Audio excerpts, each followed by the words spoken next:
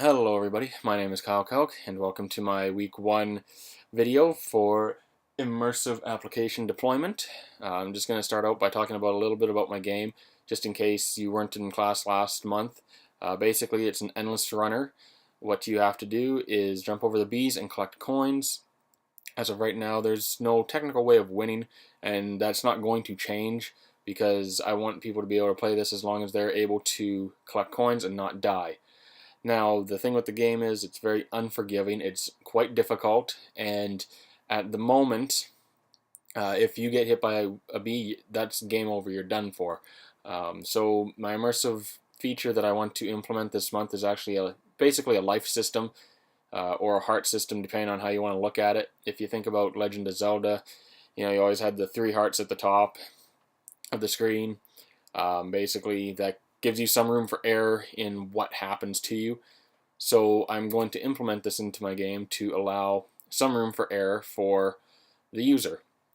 Essentially what's going to happen is you're going to get 3, essentially what I'm going to call lives. And what's going to happen is you hit a bee and one of the hearts is going to disappear.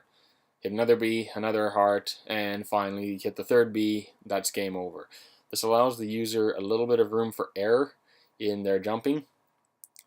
Right now, if you get hit, you're done. At least this way, if they get hit by a bee, they can think, okay, I can get hit by another one, but shouldn't. At least I can keep going and on the journey to collecting more coins and getting the achievements that are associated with it. That being said, everything as I plan it is going to include basically as you are scrolling through the game, random hearts are going to appear as well. You'll be able to pick them up. At no point will you be able to go over 3 hearts, but for every heart that you're missing, you will be able to add back one of those hearts. So theoretically, if you're really good at this game, there might be a chance that there's never going to be an opportunity to pick up a heart. You'll still be able to pick them up. It's just not going to add anything for you. And that's just to make it so if you are good at the game, you don't end up having like 7 hearts, and it just makes the game trivial at that point. I want there still to be a very real sense of difficulty. I don't want this to be an easy game. I don't even want this to be a medium hard game. I want it to be one of those games that you are going to be addicted to playing, but at the same time you're going to get really frustrated with when you keep dying and you're trying to progress and collect as many coins as possible. That being said, the feature that's going to be implemented is when you do have full health, you will be able to jump a little bit higher.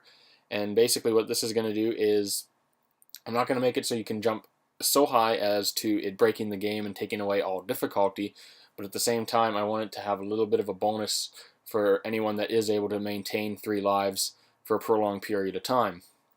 The difficulty with implementing these,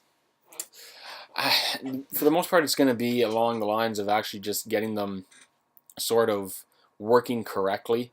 I think the biggest problem to start with is just going to be getting the heart system to work as I want it to. It's going to now have 3 contact points, so I'm going to have to figure that out, which one's what. And upon that, yeah, it's basically just, once I get that done, I think the rest should fit into place relatively easily. The level of difficulty, again, I think the most difficult is just going to be able to get the hearts working and then getting the contact points when you collect the hearts, because that's going to be throwing in a 3rd contact point for me. And the order in which they're going to be implemented, again, it's going to start with the actual heart system. Then I'm going to move on to getting it so the user can pick up the hearts, and then finally implementing the jumping bonus as well. And the ideal implementation, it's going to look basically like I said. You're going to hit a bee, going to get a life taken away, pick up a heart, get a life back. When you have full health, you're going to be able to jump higher, and when you are with 1 heart left, if you get another bee, that'll be game over.